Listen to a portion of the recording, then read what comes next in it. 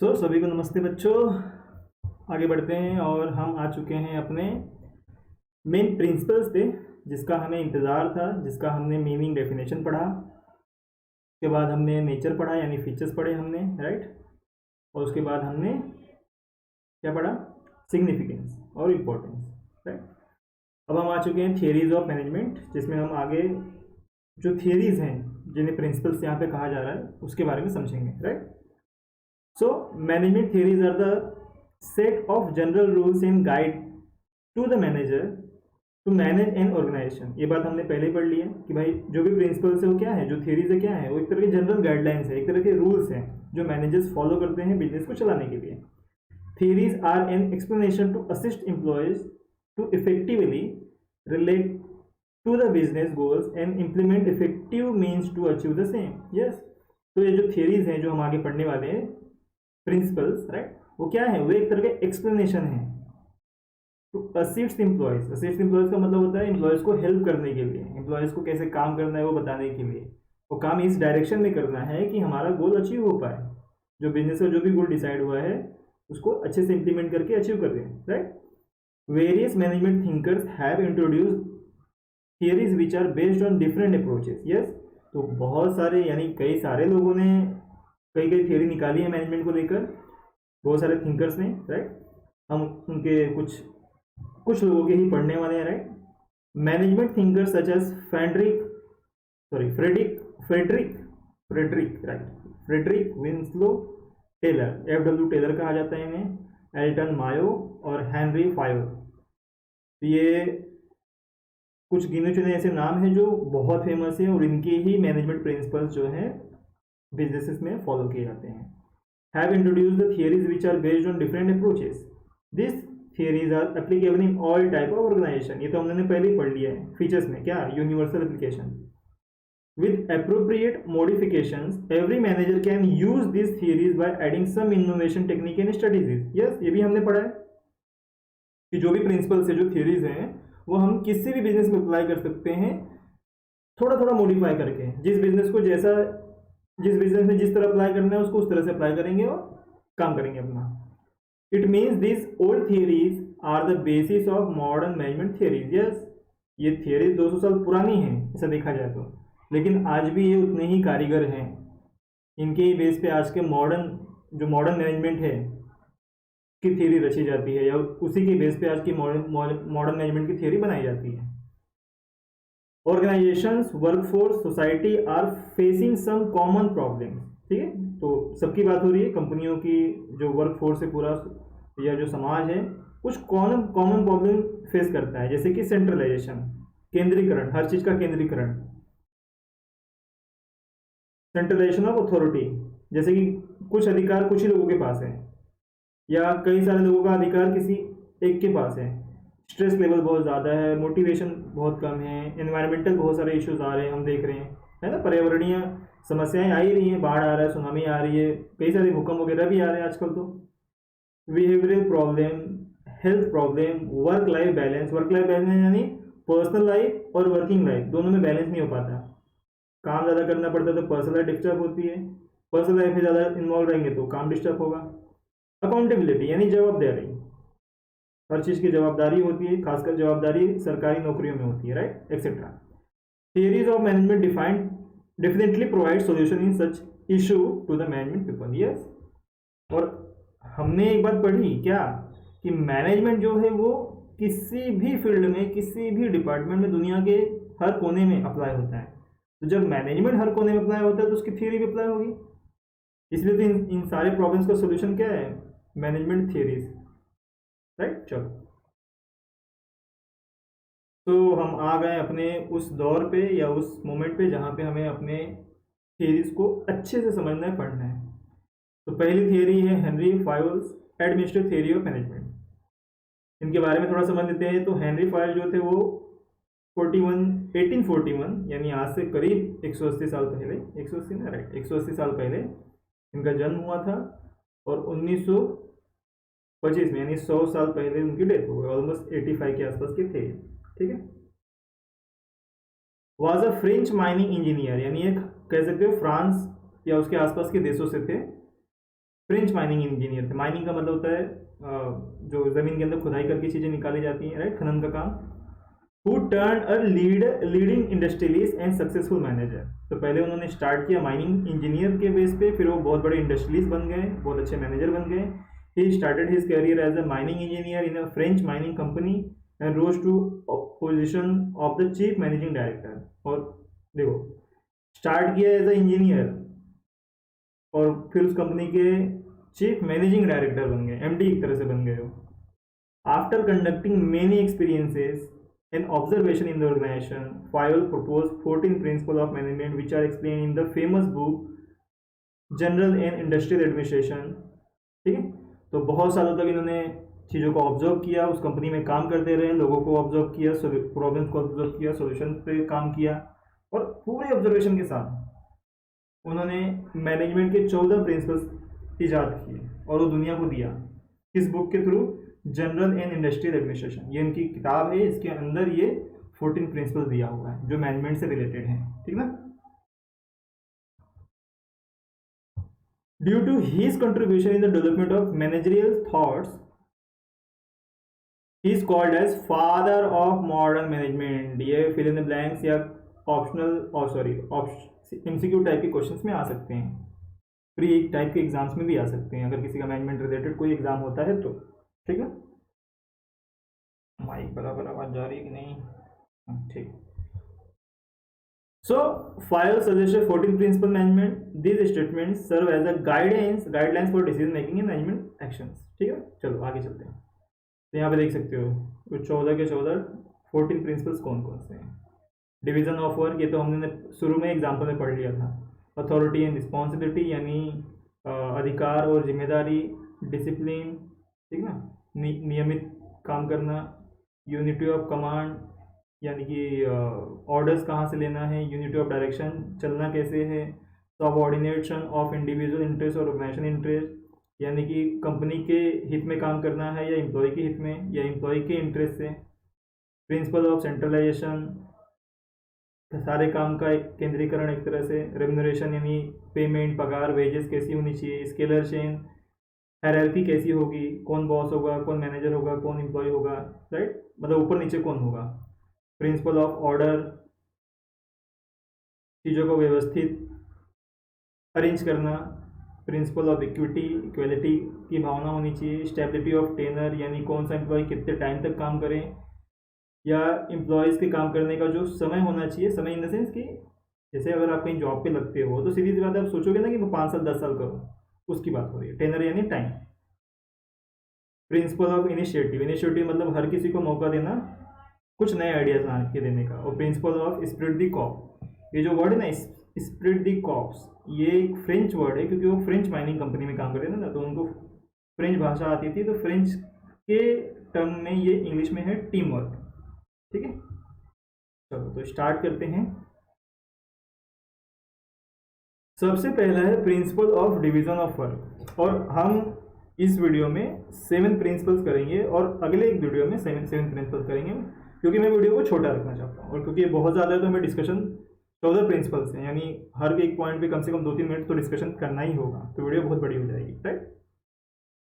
So principle of division of work. Division of work का मतलब होता है काम को बांटना, काम को, और अच्छे से कहूँ तो एम्प्लॉयज़ में बांटना। ठीक है, बांटना मतलब इन द सेंस कि भाई काम देना। कैसे काम देना? According to this principle the work is divided into different kinds such as technical, financial, commercial, security operations, accounting and managerial. Yes, अगर एक बिजनेस को आप एज्यूम करो, एक कंपनी है, तो कंपनी में कई सारे काम होते हैं। टेक्निकल काम होता है, मशीनरी रिलेटेड या कंप्यूटर रिलेटेड, कंप्यूटर यानी उसके पार्ट से रिलेटेड, टेक्निक से रिलेटेड। फाइनेंशियल, पैसे का काम होता है, राइट। कॉमर्शियल, ट्रेडिंग, सामान यहाँ से वहाँ भेजना, सेल करना। सिक्योरिटी ऑपरेशंस, सुरक्षा का भी ध्यान रखना पड़ता है। अकाउंटिंग करनी पड़ती है, सबकी एंट्री करनी होती है। और मैनेजरियल, सबको मैनेज भी करना है। तो कितने सारे काम है, तो कुछ ही लिखे हैं, और भी बहुत सारे काम होते हैं एक बिजनेस के अंदर, ये मेजर काम। So it is assigned to employees as a per their qualities and capabilities. तो इतने सारे काम हैं, तो कोई भी काम किसी को भी उठा के दे देंगे, ऐसा हो सकता है? बिल्कुल भी नहीं। काम उसे ही देंगे जो उस काम को आता होगा। अकाउंट का काम किसे देंगे? बड़ी बड़ी कंपनियों में सीए को मिलता है, जो सीए होते हैं, चार्टर्ड अकाउंटेंट्स होते हैं, बड़े बड़े चार्टर्ड अकाउंटेंट्स होते हैं, एक्सपीरियंस चार्टर्ड अकाउंटेंट्स होते हैं, उनको काम मिलता है। सिक्योरिटी काम किसे मिलेगा? बहुत बड़ी सिक्योरिटी एजेंसीज को, जो प्रॉपर से पूरी कंपनी को सिक्योरिटी दे पाए, राइट। कॉमर्शियल, तो ये काम कॉमर्शियल मतलब जैसे कि सेलिंग करना होगा एक तरह से, तो सेलिंग का काम किसे देंगे? इसकी भाषा अच्छी होगी, जो बेच पाता हो चीज़ें, राइट। मैनेजरियल काम किसे देंगे? जो मैनेजमेंट का इंसान होगा, मैनेजमेंट का इन द सेंस कि बहुत हाई प्रोफाइल टेक्निक रखता होगा, दिमाग रखता होगा, साउंड माइंडेड होगा, जो लोगों का हैंडल कर सकता होगा, ठीक है ना। टेक्निकल क्या? जिसको मशीन ऑपरेट करने आता है। तो काम को बांटना कि भाई आपको ये काम आता है, आप ये काम करोगे, तुम्हें ये काम आता है, तुम ये काम करोगे, राइट। तो डिवीजन ऑफ वर्क, काम को बांटना। जैसे घर में होता है ना कि दिवाली आ गई और पेंटिंग करनी है, चलो पूरे घर को साफ सफाई करनी है और पेंटिंग करनी है, तो हम काम बांटते हैं। ऐसा नहीं कि 5 लोग बैठे हैं और एक ही काम कर रहा है, तो काम कभी नहीं होगा। या किसी को कुछ भी काम दे दिया, 5 साल का बच्चा है, उसको बोला ऊपर छत पे जाके पेंट मार, तो छत की फ्लोर पे पेंट मार ऊपर, तो क्या ही मार पाएगा? उसके हाथ भी नहीं पहुंचेंगे, उसको पता भी नहीं। 5 साल के बच्चे को क्या मालूम, राइट। तो जिसको जो पता है वो काम बांटा जाता है। साफ सफाई का काम जनरली मम्मी कर लेती है, दीदी कर लेती हैं, पेंटिंग का काम पापा करेंगे, भाई करेगा, राइट। तो ऐसे काम बांट लिया जाता है। तो डिवीजन ऑफ वर्क का मतलब होता है काम को डिस्ट्रीब्यूट करना, जिसकी जैसी काबिलियत और क्वालिटी उसको वैसा काम। It helps in improving efficiency in expertise of the employees which ultimate turn into expected productivity level. Yes, expected productivity level का मतलब कि जो सोचा है काम इस तरह पूरा होना चाहिए, वो होगा। अगर कंपनी की बात करूँ, भाई इतना आउटपुट निकलना चाहिए, लाइक 1000 प्रोडक्ट आज बनाना है कुछ भी करके, तो काम को उस तरह से करेंगे। काम उन्हीं लोगों को बांटेंगे जो 1000 प्रोडक्ट बना सकते हैं। घर में पेंटिंग करनी है तो काम उसी हिसाब से आज ही काम खत्म करना है। कहने का मतलब ये है कि भाई आज ही पेंटिंग करके सब खत्म करना है, तो काम को बांटेंगे ना कि भाई ये तेज करता है, इसे दे देते हैं, आप सफाई कर देना, आप पेंट ला देना, मिक्स कर देना, ये सब चीज़ें होंगी, राइट। तो आप समझ गए, काम को डिस्ट्रीब्यूट करना, सिंपल भाषा में जिसकी जैसी काबिलियत, क्वालिटी, उसको वैसा काम। और ये दोनों करने से क्या होगा? जो हमने सोचा है रिजल्ट वो हमें मिलेगा। चलो, आई होप समझ गए। दूसरा प्रिंसिपल है बिजनेस को चलाने का या कहीं भी मैनेजमेंट में अप्लाई करने का, कि प्रिंसिपल ऑफ अथॉरिटी यानी अधिकार। ये बहुत इंपॉर्टेंट है, ये लाइफ के बहुत जगहों पे काम आता है। अधिकार और जिम्मेदारी। देखो, अधिकार मतलब तुम अपने मन से क्या कर सकते हो, एक तरह से ये हो ना। अधिकार मतलब कि मैं क्या कर सकता हूँ। जिम्मेदारी मतलब मुझे क्या करना है, यही बात है। आपको कोई काम मिलता है, जैसे आप किसी कंपनी में जॉब करते हो तो आपको फायदे मिलेंगे, भाई ये काम पूरा करना है, ये क्या हो गया? जिम्मेदारी। अधिकार का मतलब क्या है कि मैं अपने समय को पूरा करूंगा, मतलब 2 दिन में करूंगा, 3 दिन में करूंगा, 4 दिन में करूंगा। तो कह रहा है अथॉरिटी और रिस्पॉन्सिबिलिटी का बैलेंस होना चाहिए। हम समझते हैं वो क्या है, क्या होना चाहिए? अथॉरिटी और रिस्पॉन्सिबिलिटी का बैलेंस। कैसे? Authority is the right to take decisions. Yes, मैंने अभी कहा, कुछ करने का अधिकार, डिसीजंस लेने का अधिकार। करने का मतलब क्या? डिसीजन लेने का अधिकार। कोई काम मिला है तो उसको लेके कुछ सोचना है, कुछ बोलना है, कुछ करना है, एक्टिविटी करनी है, तो मुझे मिलना चाहिए। It is necessary to get things done appropriately from subordinate. Yes, ये बहुत ज़रूरी है कि भाई जो हमारे अंडर में काम कर रहे हैं या जो हमारे साथ काम कर रहे हैं, जिनको हैंडल कर रहा हूँ मैं एज ए मैनेजर, मैंने आपको कहा है एज ए मैनेजर सोचना है, तो एज ए मैनेजर मुझे उनसे सारा काम करवाना है, वो भी अप्रोप्रिएटली, सही से। Authority always comes with the responsibility. Yes, अधिकार जो है हमेशा जिम्मेदारी के साथ आते हैं। चीफ मिनिस्टर है तो अधिकार है इसे। अधिकार का मतलब पावर भी हो गया एक तरह से, पावर टू टेक डिसीजन। तो सीएम है, पावर तो है, लेकिन पावर के साथ जिम्मेदारी भी है ना, पूरे राज्य को लॉ एंड ऑर्डर मेंटेन करने की, स्टेबिलिटी लाने की, शांति व्यवस्था रखने की, राइट। खुशहाली आए और तरक्की हो, गरीबी कम हो, वगैरह वगैरह दुनिया भर की चीज़ें हैं। तो जिम्मेदारी भी बहुत ज़्यादा है। If manager is given the authority to complete a task within the given time, अगर एक मैनेजर है उसे एक काम दिया जाता है कि भाई इतने टाइम में आपको पूरा करना है, he should be held responsible if he does not complete the work in the given time. और अगर वो पूरा नहीं करता है तो उसकी जिम्मेदारी बनती है, right. Manager should have proper authorities to take managerial decision on his own in respect to the goal, right. तो अब अगली बात क्या लिखी है कि आपने तो काम दे दिया, बोर्ड ऑफ डायरेक्टर्स में मीटिंग हुई और बोर्ड ऑफ डायरेक्टर्स ने मैनेजर को एक जिम्मेदारी दे दी कि भाई 5 दिन में 1 करोड़ का सेल करना है। अब 1 करोड़ का सेल करना है 5 दिन में, तो फिर वो कैसे करना है ये मैनेजर को अधिकार होना चाहिए, अथॉरिटी होनी चाहिए। क्यों, कैसे करवाएगा? आपने बोर्ड ऑफ डायरेक्टर्स ने रिस्पॉन्सिबिलिटी दी, क्या 1 करोड़ सेल करना है। अब मैनेजर की जिम्मेदारी बनती है इस रिस्पॉन्सिबिलिटी को पूरा करने की, और वो किससे करेगा? अथॉरिटी का इस्तेमाल करके। उसके अंडर में जितने सेल्समैन होंगे, जो भी प्रोडक्शन के लोग होंगे, उनको डायरेक्शन देगा आगे। जब बोर्ड ऑफ डायरेक्टर्स की मीटिंग होती है तो वहाँ पे मैनेजर भी होता है। जब उसे 1 करोड़ का डिस्कशन किया गया कि भाई हाँ आपको 1 करोड़ का सेल करके दिखाना है, तो वो जब आएगा ऑफिस में या अपने लोगों से मिलेगा तो उन्हें डायरेक्शन देगा। मान लेते हैं कि भाई यहाँ पे 10 लोग हैं इसके अंडर में सेल्स में, तो 1 करोड़ का सेल करना है, मतलब एरिया वाइज, स्कोप वाइज, क्योंकि किसी जगह पे ज़्यादा सेल होता है, किसी जगह पे कम होता है, फिर भी हम मान के चलते हैं कि सब जगह सेम सेल होगा। तो 10 लोगों को 10-10 लाख का टारगेट देगा। 5 दिन में क्या करना है, आप सभी को 10-10 लाख रुपए का सेल करना है। अगर 10 लाख का सेल कर लेते हो तो आपको इतना इंसेंटिव मिलेगा। इंसेंटिव का मतलब थोड़े और पैसे मिलेंगे। तो ये काम पूरा करने के लिए हमें थोड़ा अधिकार भी चाहिए होता है। ऐसा नहीं कि काम भी पूरा करना है और आपको कुछ अधिकार नहीं दिया। लाइक बोर्ड ऑफ डायरेक्टर्स ने कहा 1 करोड़ का सेल करना है, लेकिन कुछ भी एक्स्ट्रा पैसा नहीं मिलेगा, कुछ भी एक्स्ट्रा दिन नहीं मिलेगी, एक ही दिन में करना है, तो पॉसिबिलिटी नहीं, मतलब पॉसिबल ही नहीं हो सकता। सीएम को गरीबी दूर करने के लिए काम करना है, लेकिन सीएम को अधिकार नहीं है कि भाई सरकारी पैसा खर्च करें, तो कैसे काम होगा? नहीं ना। तो अथॉरिटी और रिस्पॉन्सिबिलिटी दोनों की ही बैलेंस होनी चाहिए, ठीक है ना। आई होप समझ गए। अगला है प्रिंसिपल ऑफ डिसिप्लिन। डिसिप्लिन तरीके में एक नियम से चीज़ें चलना।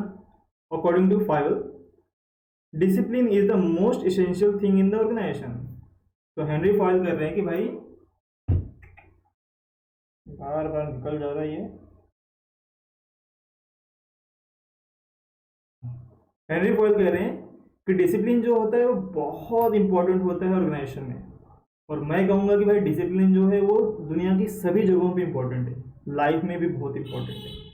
चाहे आप पढ़ाई कर रहे हो, काम कर रहे हो, जिम कर रहे हो, कुछ भी कर रहे हो, discipline is really most important thing in that process. क्योंकि जो डिसिप्लिन नहीं है चीज़ों को लेके, फिर वो कुछ नहीं कर सकता, right. Employees must obey and respect the rules that govern the organisation. Yes, company के अपने कुछ नियम होते हैं, जिसे कहा जाता है शासन। तो कंपनी शासन करने के लिए, यानी कंपनी काम करने के लिए कुछ रूल्स बनाती है गवर्न करने के लिए। तो उन रूल्स का रिस्पेक्ट और उन रूल्स को मानना एम्प्लॉय का धर्म है, ठीक है ना। जैसे हम सरकार में काम, सरकारी नौकरी जब करते हैं तो सरकार की बातों को मानना हमारा काम है। हम नहीं कह सकते कि नहीं नहीं नहीं हम नहीं करेंगे। सेल्समैन को बोला भाई 10 लाख का सेल करना है, बोला नहीं नहीं मैं नहीं कर सकता, तो ऐसे नहीं होगा ना। आपको मानना आपका काम है। जो बोला जाए, जो बॉस बोले यस बॉस, जो बॉस बोले यस बॉस।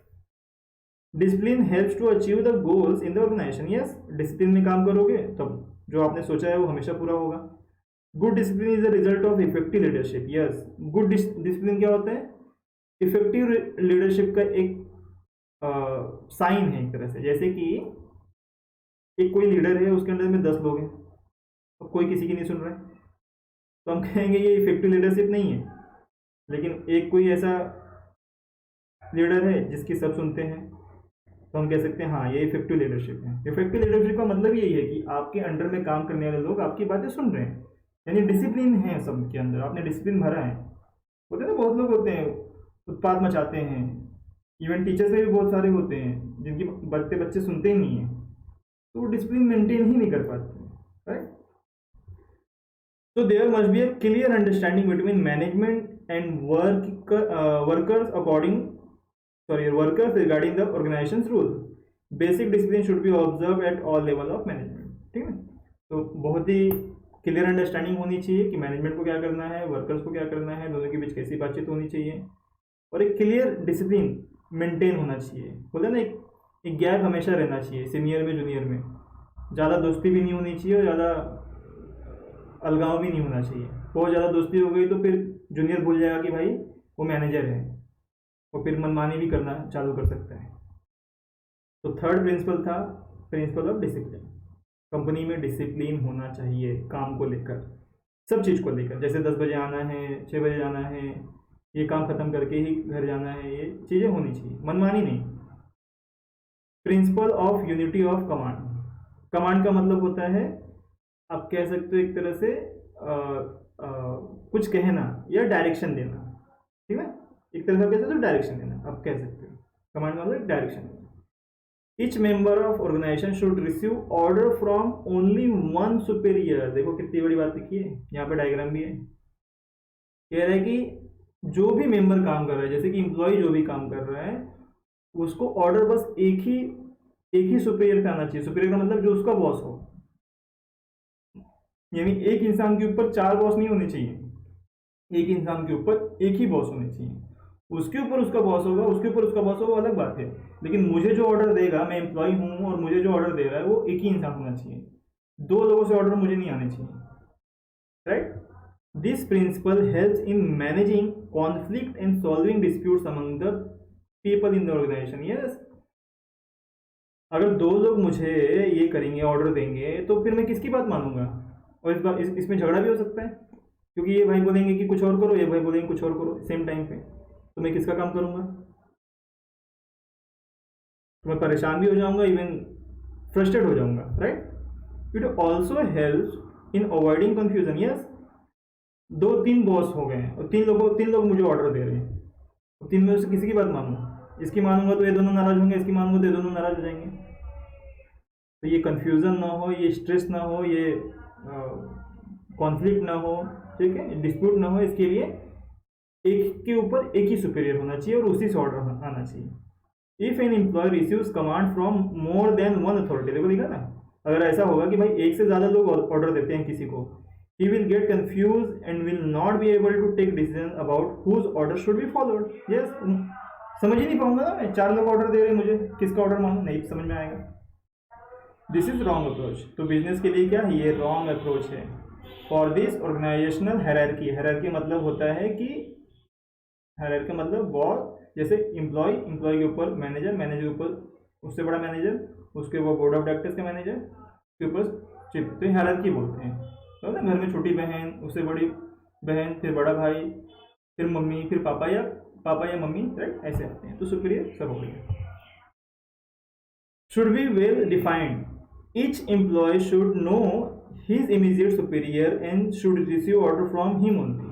हर एम्प्लॉय को पता होना चाहिए कि मेरे बॉस ये हैं और मुझे इनकी ही बात माननी है और किसी की नहीं. राइट. और उन्हीं से ऑर्डर होना चाहिए. कभी कभी होता है कि उसके ऊपर वाला भी ऑर्डर दे सकता है, लेकिन एक टाइम पे एक ही से ऑर्डर आना चाहिए. तो मेरा बॉस भी एक ही होना चाहिए. यहाँ पे 2 बॉस 3 बॉस नहीं चलेंगे. कहने का मतलब ये है, जैसे देखो ये एम्प्लॉय है, सबऑर्डिनेट यानी अंडर में काम करने वाले एम्प्लॉयज, और ये है सुपीरियर यानी बॉस या मैनेजर ले लो.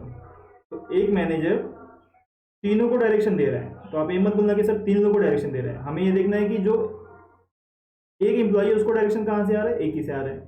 इस एम्प्लॉय को डायरेक्शन कहाँ आ रहा है, एक ही से आ रहा है. इस एम्प्लॉय को डायरेक्शन कहाँ से आ रहा है, एक ही से आ रहा है. कमांड. राइट.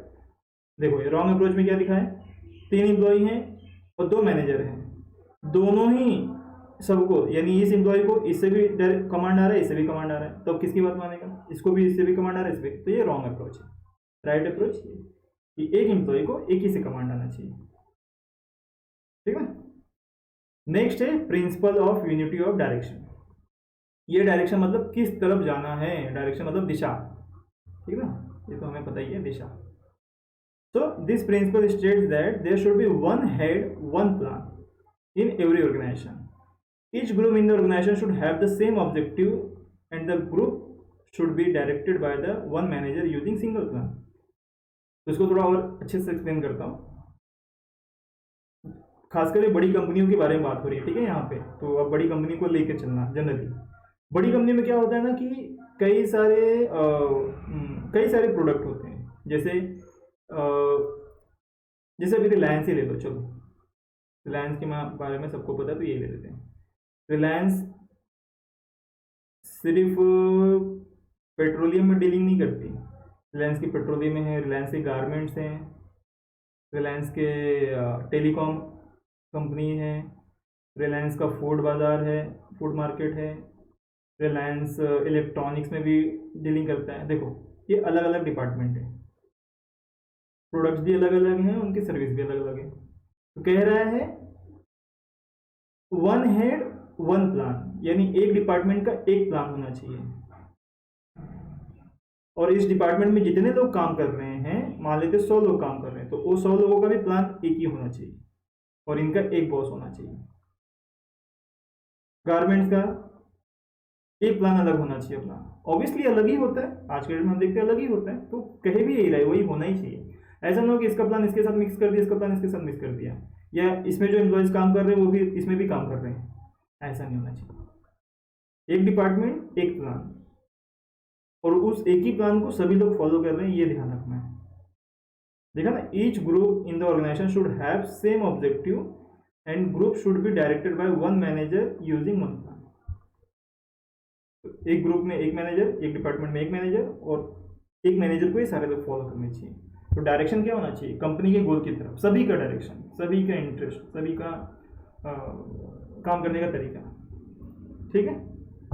चलो, principle of subordinate of interest, individual interest और ऑर्गेनाइजेशन इंटरेस्ट। देखो क्या है, according to this principle the interest of an individual must be given less importance than the interest of the organisation. Yes, बहुत सही बात लिखी है कि भाई इस प्रिंसिपल से हिसाब से इंटरेस्ट यानी रुचि, यानी किसी का हित,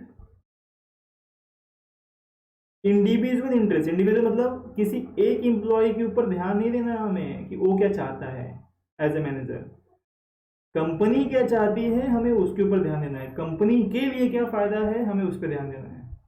इस पर बिल्कुल नहीं ध्यान देना है कि एक इंसान क्या चाहता है।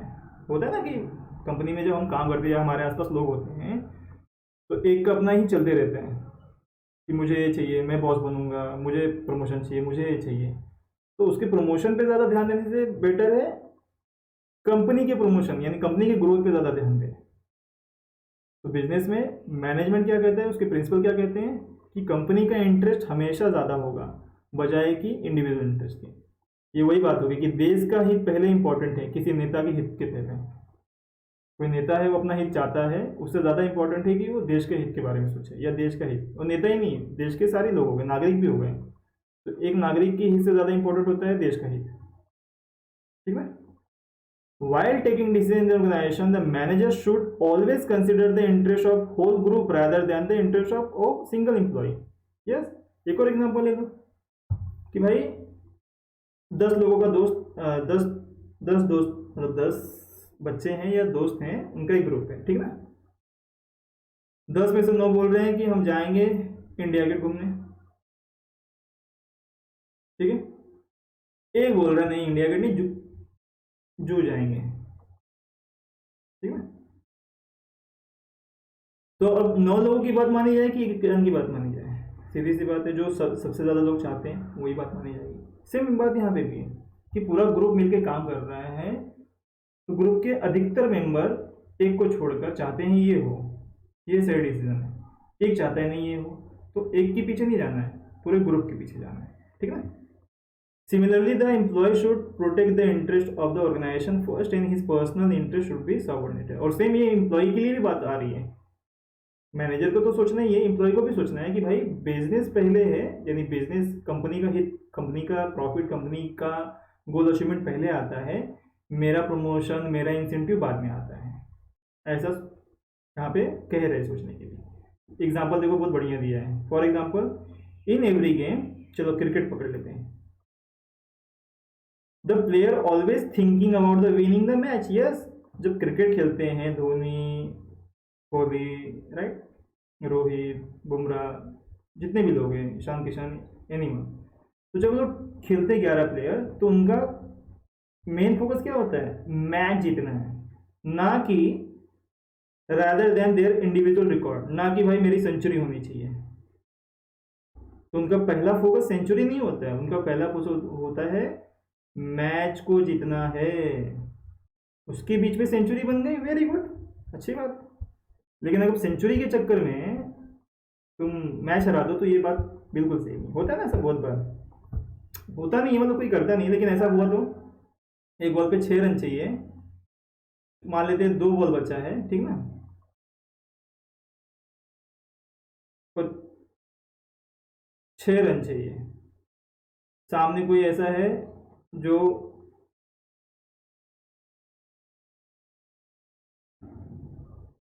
बैट्समैन नहीं है एग्जाम्पल, या कोई ऐसा इंसान है जो भाई 99 तक पहुंच गया एग्जाम्पल, चलो पकड़ लेते भी, यहाँ पे कुछ समझ नहीं रहा है तो एग्जाम्पल पकड़ लेते भाई कि वो 99 या 96 पे पहुंच चुके हैं। अब वो अपनी सेंचुरी बनाने पे तुला है, भले ही मैच हार जाए चलेगा, वो एक बॉल बस खोज रहा है कि मेरा 4 रन मुझे मिल जाए किसी तरह, बाकी बात खत्म। लेकिन नॉन स्ट्राइकर एंड पे कोई ऐसा इंसान है जो पहले बॉल में छक्का मार सकता है। तो कहने का मतलब है, मैं अब जनरली मैच बच्चे जो बॉयज है खासकर मैच देखते हैं उन्हें पता होगा, राइट। तो एक की इंटरेस्ट ज़्यादा इंपॉर्टेंट होता है सबका इंटरेस्ट। तो सेवेंथ है जो इस वीडियो का लास्ट है, प्रिंसिपल ऑफ सेंट्रलाइजेशन। सेंट्रलाइजेशन का मतलब होता है केंद्रीकरण। केंद्रीकरण मतलब कि सारी चीज़ें एक जगह नहीं होनी चाहिए। यहाँ पे सारी चीज़ों का मतलब पावर और अधिकारों से है, पावर और अथॉरिटी से है। जैसे देखो ध्यान दो, centralization refers to the concentration of power and authority. In some organization, this power is vested in one hand and few hands. This situation occurs in small organizations, but in size of organization is large, then there is a decentralization of power and authority. Yes, जब company छोटी होती है, जैसे कि मान लो आपके अगल बगल का कोई दुकान है, राइट, तो उसमें एक ही इंसान होता है, ओनर, वही मैनेजर होता है, वही एम्प्लॉय होता है, वही सेलर होता है, वही फाइनेंसर होता है, सब कुछ वही होता है, क्योंकि एक ही है ना, तो ज़्यादा जरूरत ही नहीं है। तो सारा पावर क्या है, सेंट्रलाइज्ड है। सेंट्रलाइज मतलब एक ही के पास है सब कुछ, पूरा अधिकार एक ही के पास है, राइट। लेकिन जब कंपनी बहुत बड़ी हो जाती है, जैसे रिलायंस, टाटा, बिरला, ये लोग, इन्हें कितने सारे हज़ारों ऑफिस है पूरी दुनिया भर में, तो क्या जो जैसे रिलायंस है तो अंबानी क्या सारे ऑफिस में जाके बैठता है, नहीं ना, उसने काम बांट दिया है, अपने अधिकार भी बांट दिए हैं, अपने पावर भी बांट दिए हैं, बोर्ड ऑफ डायरेक्टर्स बनाए हैं, हर डायरेक्टर को अपनी पावर है, एरिया भी सबका अपना अपना बांटा हुआ है कि तुम ये इंडिया देख लोगे, तुम ये देख लोगे, तुम फिर उस डायरेक्टर के अंदर भी बहुत सारे मैनेजर हैं, दिल्ली का मैनेजर, मुंबई का मैनेजर, अलग अलग जगहों का मैनेजर, मैनेजर के अंदर फिर कितने सारे एम्प्लॉई हैं। तो ये जो हायरार्की, जितनी बड़ी हायरार्की बनती जाती है, मेरे अंडर में इतने, फिर मेरे अंडर में इतने, फिर मेरे अंडर में इतने लोग, तो इसमें क्या हो रहा है, पावर और अथॉरिटी दोनों ही डिस्ट्रीब्यूट होते जा रहा है, एक के पास नहीं है। जैसे गवर्नमेंट है, केंद्र सरकार है, मोदी जी की सरकार, तो ये इन्हीं की पूरे देश को चलाना इनका काम नहीं है। केंद्र के अलावा राज्य सरकारें भी हैं, यानी पावर बटा है, इनमें भी बटा है और इनमें भी बटा है। राज्य सरकारों के अंदर भी अपने अपने बहुत सारे छोटे छोटे डिपार्टमेंट्स हैं, जैसे पंचायत हैं, नगर पालिका हैं। तो ये पावर्स बटे हुए हैं, सबका अपना अपना काम, रोल डिसाइडेड है। मोदी जी जाके सारे राज्यों में काम कर रहे हैं, ऐसा नहीं है, राइट। वही बात लिखिए कि जैसा जितना बड़ा बिजनेस उतना ज़्यादा पावर और अथॉरिटी क्या होता है, डिस्ट्रीब्यूट होता जाता है। डिसेंट्रलाइजेशन का मतलब ही ये होता है कि भाई एक के हाथ में पावर नहीं होनी चाहिए, पावर बटी होनी चाहिए, एक ही डिसीजन ले ऐसा नहीं है, डिसीजन हर क्षेत्र में अपने अपनी जगह पे सब लोग ले, ये बहुत ज़रूरी है, ठीक है। So, according to this principle, there must be a proper balance between centralization and decentralization. तो कुछ अधिकार और पावर जो होनी चाहिए वो केंद्र के पास होनी चाहिए, जो मेन बॉडी है, मेन ऑफिस है वहाँ पर, और कुछ पावर जो है वो डिस्ट्रीब्यूट होने चाहिए, यानी डिसेंट्रलाइजेशन और सेंट्रलाइजेशन दोनों को कॉम्बिनेशन होना चाहिए। जैसे होता है ना, कंपनी का नाम चेंज करना है तो वो रिलायंस के मैनेजर्स नहीं करेंगे, वो तो भाई रिलायंस के बोर्ड ऑफ डायरेक्टर्स ही करेंगे। लेकिन इंडिया में 50% डिस्काउंट रखना है, 40% डिस्काउंट रखना है, वो मैनेजर डिसाइड कर सकता है, ठीक ना। तो कुछ पावर जो है उनको दिया है और कुछ चीज़ें अपने पास रखी है। This is done according to the size of the organisation. Yes, business का साइज कैसा है उसके हिसाब से चीज़ें डिसाइड होती हैं और क्या काम करते हैं उसके हिसाब से, ठीक है। तो आई होप कि सातों पॉइंट्स आपको कुछ न कुछ तो थोड़े बहुत ज़रूर समझ में आ रहे हैं। मैंने पूरी कोशिश की है आपको समझाने की। तो पहला था principle of division of work, यानी काम को बांटने का। दूसरा है अथॉरिटी एंड रिस्पॉन्सिबिलिटी, यानी अधिकार और जिम्मेदारी में संतुलन होना चाहिए। जहाँ जिम्मेदारी हो वहाँ पे अधिकार भी देना चाहिए। प्रिंसिपल ऑफ डिसिप्लिन, नियमित काम होना चाहिए, डिसिप्लिन के साथ काम होना चाहिए। यूनिटी ऑफ कमांड, एक बॉस एक सुपीरियर से एक ही ऑर्डर, या एक ऑर्डर फ्रॉम एक सुपीरियर, यानी जो मुझे ऑर्डर आनी चाहिए वो एक ही सुपीरियर से आनी चाहिए। यूनिटी ऑफ डायरेक्शन, एक डिपार्टमेंट एक प्लान और एक रास्ता, एक मैनेजर, राइट।